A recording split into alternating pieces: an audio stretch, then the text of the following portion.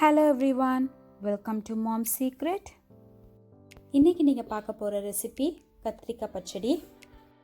இதுக்கு தேவையான இன்கிரிடியன்ட் வெங்காயம், தக்காளி, பச்சை மிளகாய், இஞ்சி பூண்டு விழுது. ஒரு பேன்ல 2 டேபிள் ஸ்பூன் நல்லெண்ணெய் எடுத்துருக்கேன்.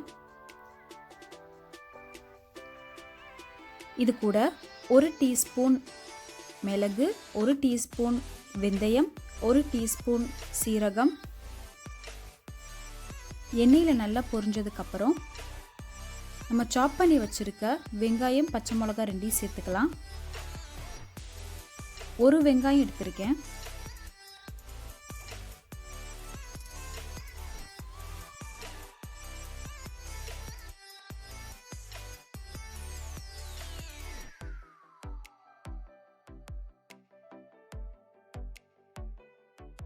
வெங்காயம் நல்லா ப்ரௌன் கலரில் ஆனதுக்கப்புறம் ஒரு பெரிய தக்காளி சாப் பண்ணி சேர்த்துக்கோங்க.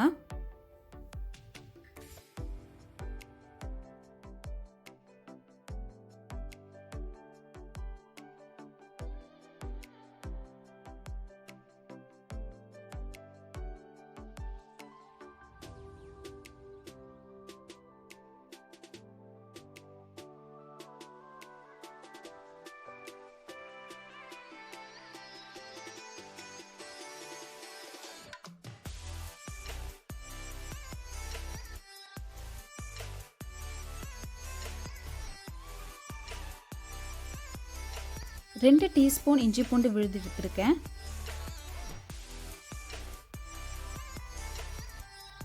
இஞ்சி பூண்டு ரா ஸ்மெல் போகிற வரைக்கும் நல்லா வதக்கிக்கோங்க.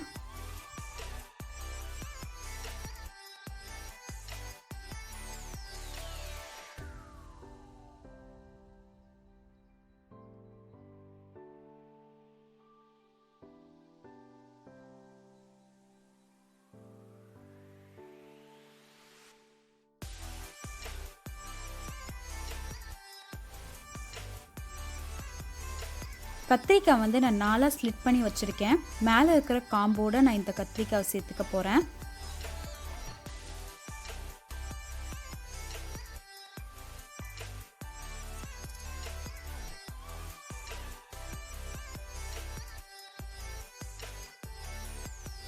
இதுக்கு தேவையான அளவு உப்பு, தனியா மிளகா கலந்த தூள் 2 டீஸ்பூன் சேர்த்துக்கிறேன்.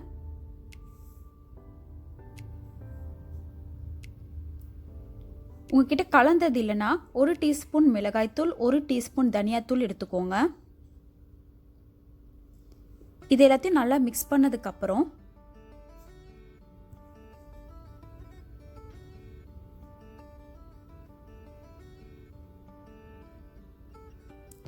ஒரு 1/4 கப் புளி தண்ணி எடுத்துக்கோங்க. புளி தண்ணியை இதில் சேர்த்து நம்ம கத்திரிக்காவை நல்லா வேக வச்சுக்க போகிறோம்.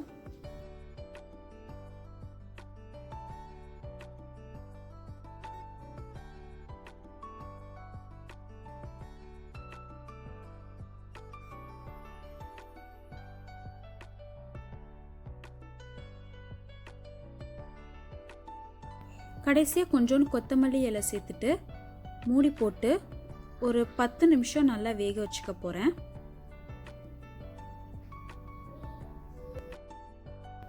எண்ணெய் நல்லா பிரிஞ்சு கத்திரிக்காய் நல்லா குக் ஆயிடுச்சு.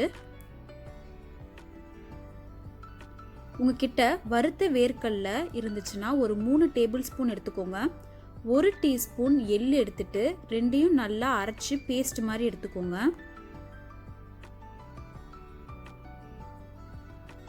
இப்போ அரைச்சி வச்சிருக்க அந்த பேஸ்ட் இதில் நம்ம சேர்த்துக்க போகிறோம்.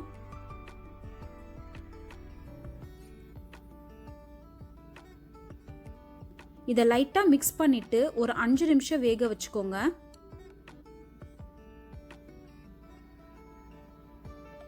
ரொம்ப மிக்ஸ் பண்ணீங்கன்னா அந்த கத்திரிக்காய் உடைஞ்சிரும்.